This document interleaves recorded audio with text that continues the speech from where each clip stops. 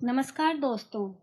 PSSM blessings परिवार से मैं मिशा गुप्ता डेना मरियम जी की पुस्तक रुक्मणी और कालचक्र का फेर के अध्याय 36 ऑडियो 131 में आप सबका हार्दिक स्वागत करती हूँ।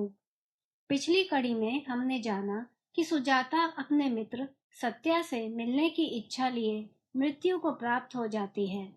डेना जी अब अपना सुजाता का जीवन समाप्त करने के पश्चात अपनी आगे की यात्रा आरंभ करती हैं।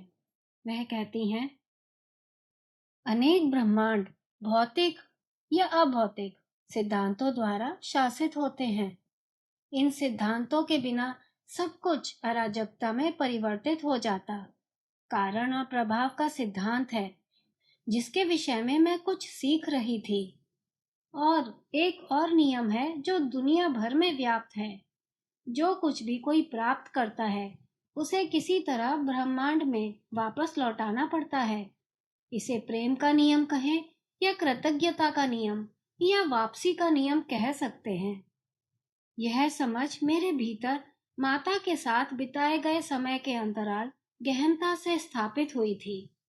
उन्होंने कई बार कहा था कि हमें दूसरों को वही आशीर्वाद देना चाहिए जो हमने स्वयं प्राप्त किया है।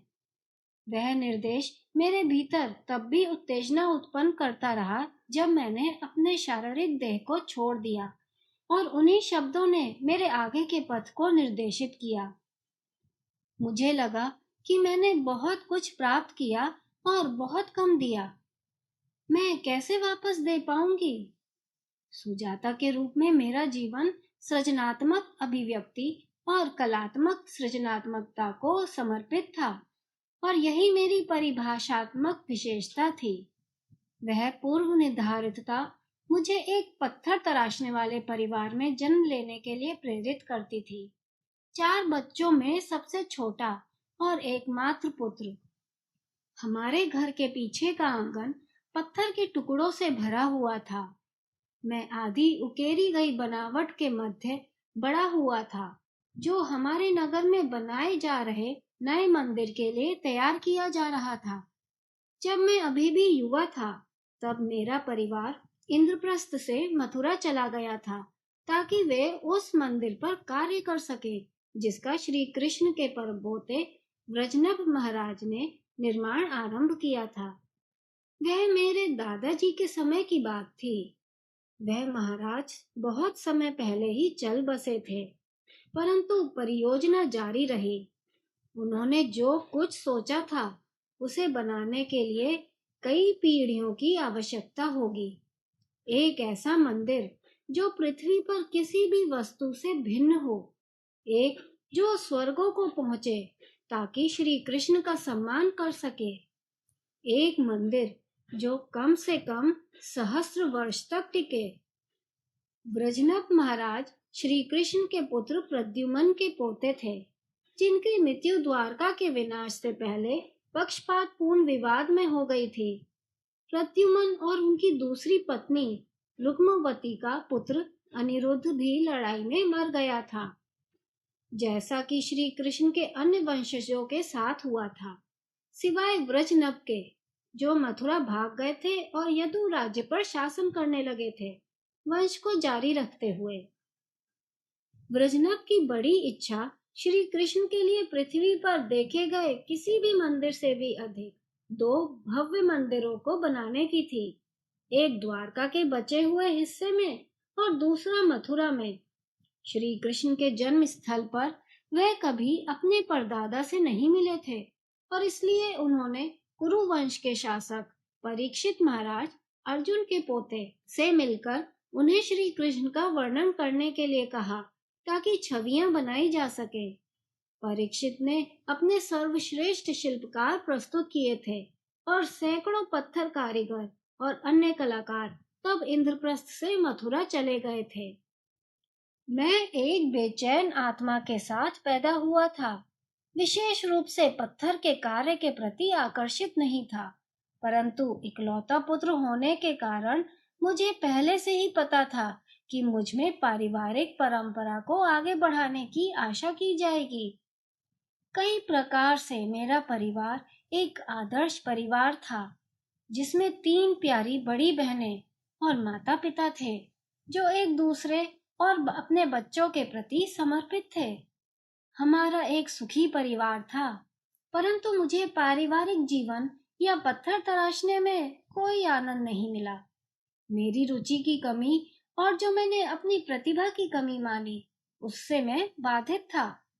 मैं नहीं समझता था कि मैंने वे कौशल विरासत में प्राप्त किए हैं जिन्हें मेरे पिता ने मुझ में उत्साहपूर्वक विकसित करने का प्रयत्न किया था। जैसे जैसे मैं बड़ा हुआ, मेरी भावनाएं और अधिक स्पष्ट हो गई। मैं बैठकर देखता था कि वह कैसे पत्थर को प्रेम पूर्वक और ध्यान से तराशते और जटिल रचनाएं बनाते, और जितना अधिक निकट से देखा जाता, उतना ही विवरण विस्तारित होता। वह अपने कार्य में लंबे समय तक पूर्णतः लीन रहते थे। मैंने उनके समर्पण की प्रशंसा की, किंतु मैं उसे अनुकरण करने के लिए प्रेरित नहीं हुआ। मैंने इस रुचि की अक्षमता के रूप में व्याख्या की, परंतु उन्होंने इसे स्वयं को कार्य में लगाने की इच्छा की कमी, मानसिक ध्यान की कमी के रूप में देखा। जब भी मुझे अवसर मिलता, मैं यमुना नदी की ओर संकीर्ण पथ पर चलता। उसके घास के तट पर एक ऊंचे झूलते हुए पेड़ के पास बैठता और सोचता कि जीवन में मैं अपने भाग्य से क्यों संतुष्ट नहीं हूँ। मैं लगभग 20 वर्ष का था और हमारे पत्थर तराशने वाले समुदाय के सभी अन्य युवक पहले से ही मंदिर के लिए अपनी रचनाएं बना रहे थे, जो निर्माण के बीच में भी एक बहुत सुंदर संरचना थी, जिसके स्तंभ किसी भी बनाए गए मंदिर से अधिक ऊंचे थे। मैं इसे दिव्य लोकों की तरह एक संरचना बनाने के विषय में बहुत बेचैन था। एक महान मंदिर जो एक सहस्त्राब्दी या उससे अधिक समय तक चलेगा, और मैं इस प्रयास में योगदान देना चाहता था, परंतु मुझे नहीं पता था कि मेरी भूमिका क्या होनी चाहिए। मैं एक और स्तंभ नहीं तराशना चाहता था जिसमें लताएं या फूलों की रचनाएं हो, और जब मैं स्वयं से पूछता कि मैं क्या बनाना चाहता हूँ जो भिन्न हो, जो विशेष हो, तो मेरा मस्तिष्क रिक्त हो जाता। मेरे पिता ने मेरी मानसिक संघर्षों को समझने की पूर्ण चेष्टा की, परंतु यदि मैं स्वयं उन्हें समझ नहीं सकता था, तो मैं उनसे इसकी कैसे आशा कर सकता था। एक दिन उन्होंने मुझे अलग ले जाकर कहा, तुम उस आयु के हो पुत्र जब तुम्हें अपना स्वयं का कार्य उकेरना चाहिए, मुझे सहायता नहीं देनी चाहिए। मेरे हृदय में बेचैनी को व्यक्त करने में असमर्थ, मैंने अपना मुंह फेर लिया। उन्होंने मेरे शीश को मोड़कर अपनी ओर किया और मेरे नेत्रों में गहनता से देखकर पूछा कि मैं अपने कार्य को क्यों टाल रहा हूँ। मेरे पिता दयालु और धैर्यशील थे, और उन्हें निराश करने का विचार मेरे जीवन पर एक छाया डाल देता। किंतु मैं क्या करूं? मेरे पास आपका कौशल नहीं है, मैंने उदासीनता से उत्तर दिया। बकवास, तुम अपने मन को केंद्रित नहीं कर पा रहे हो। तुम्हारे विचार कहीं और हैं, बिखरे हुए हैं, और मुझे नहीं पता कि मैं तुम्हारी सहायता किस प्रकार करूं। मेरी माँ चुपचाप कक्ष में प्रवेश कर गई थी और द्वार के पास खड़ी होकर सुन रही थी। मैं कुछ ढूंढ रहा हूँ और मुझे नहीं पता कि वह क्या है, परंतु मुझे पता है कि वह मुझे मथुरा में नहीं मिलेगा। जो कुछ भी तुम ढूंढ रहे हो, वह इन पत्थरों में मिलना चाहिए जिन्हें हमारे परिवार ने पीढ़ियों से तराशा है। उन्होंने धैर्यपूर्वक उत्तर दिया। बेचैनी युवाओं के लिए कोई अपरिचित नहीं है, यह प्राकृतिक है। कदाचित यह समय है कि तुम विवाह करो। एक अच्छी पत्नी तुम्हें केंद्रित करने में सहायता कर सकती है। मैंने अपना सिर हिलाया। मैं विवाह के लिए तैयार नहीं हूँ। मुझे पता था कि वे किसके विषय में सोच रहे थे। हमारे समुदाय में एक युवती थी जिसका नाम मुरली था।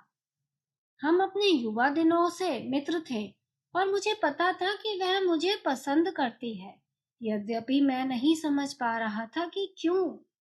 उसके परिवार ने मेरे माता पिता से विवाह के विषय में वार्तालाप की थी और मैं उन्हें टाल रहा था। मैं मुरली से विवाह करूंगा जब मैं वह पाऊंगा जिसकी मैं खोज कर रहा हूँ, यदि वह प्रतीक्षा कर सकती है तो। मित्रों, आगे की कहानी जारी रखेंगे अगली कड़ी में। धन्यवाद।